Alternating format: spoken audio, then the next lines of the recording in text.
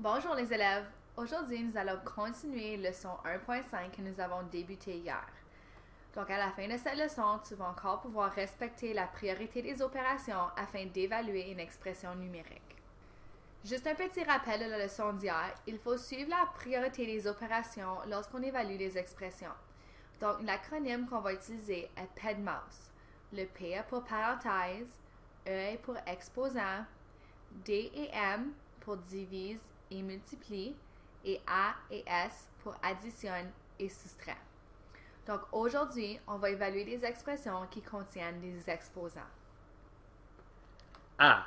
5 plus 3 à la 2 moins 4 divisé par 2.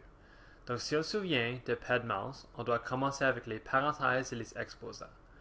On a un exposant dans cette expression ici, donc on va évaluer 3 au carré, qui veut vraiment dire 3 fois 3. Donc ça devient 9. Donc on va 5 plus 9 moins 4 divisé par 2. Par la suite, on doit attaquer les divisions et les multiplications. Donc, on va diviser moins 4 par 2, qui donne une réponse de négatif 2.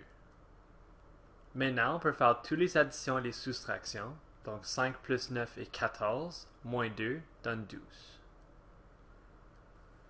Je vous invite maintenant d'essayer l'exemple B et C avant d'arriver en classe, et on va les discuter en classe. Exemple A. 4 plus 2 au carré plus 4 moins 2 au carré. Donc, on doit commencer avec les expressions dans les parenthèses, et puisqu'ici, on a une parenthèse à l'intérieur d'une parenthèse, on doit commencer avec celle-ci. Donc, on va faire 4 plus 2, qui donne une réponse de 6 au carré, plus 4, ferme la grosse parenthèse, moins 2 au carré. Maintenant, à l'intérieur de la parenthèse, on doit de nouveau respecter PEDMAUS. Donc, on va résoudre l'exposant de 6 au carré, qui donne 36. Plus 4, ferme la parenthèse, moins 2 au carré. Encore une fois, on doit faire les parenthèses, donc 36 plus 4 nous donne 40, moins 2 au carré. Et maintenant, puisqu'on n'a plus de parenthèses, on recommence de nouveau avec PEDMAUS, donc les exposants viennent en premier. Donc 2 au carré, c'est vraiment 4, puisque c'est 2 fois 2. Et 40 moins 4 me donne 36.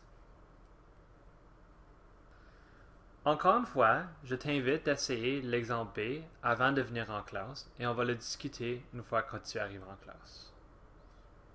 À ce point-ci, il y a une petite erreur que tu dois corriger dans tes notes. Le 3 sur 2 au carré devrait être en parenthèse et il y a une bonne raison pour ceci. Donc, je vous invite demain ou la prochaine classe de venir nous voir ou demander pour discuter ce sujet-là. Le 3 sur 2 au carré. Maintenant, puisque 3 sur 2 est au carré, ça veut dire qu'on doit faire 3 sur 2 fois 3 sur 2. Puisque c'est dans les parenthèses et c'est un exposant. Donc, 3 sur 2 fois 3 sur 2 me donne 9 sur 4. Et si on continue à écrire l'expression, plus 5 sur 2, divisé par moins 9 sur 5. Maintenant, on doit résoudre la parenthèse. Donc, on doit faire l'addition de 9 quarts plus 5 demi. Pour faire l'addition d'une fraction, j'ai besoin de trouver un dénominateur commun entre 4 et 2.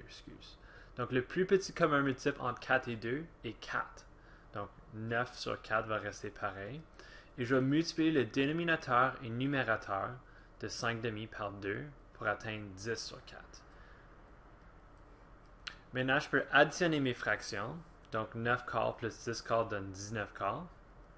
Et ceci divisé par moins 9 sur 5. Quand je divise des fractions, je dois changer la division à une multiplication et multiplier par l'inverse. Donc, au lieu d'être moins 9 sur 5, ça va être moins 5 sur 9. Donc, quand je multiplie des choses, des fractions, je multiplie les numérateurs ensemble et les dénominateurs ensemble. Donc, 19 fois moins 5 me donne moins 95. Et 4 fois 9 me donne 36. Ceci est une fraction réduite, donc j'ai plus de travail à faire. Encore une fois, je vous invite à essayer l'exemple B avant d'arriver en classe. N'oubliez pas d'écrire vos questions dans cette case afin de pouvoir les demander une fois arrivé en salle de classe.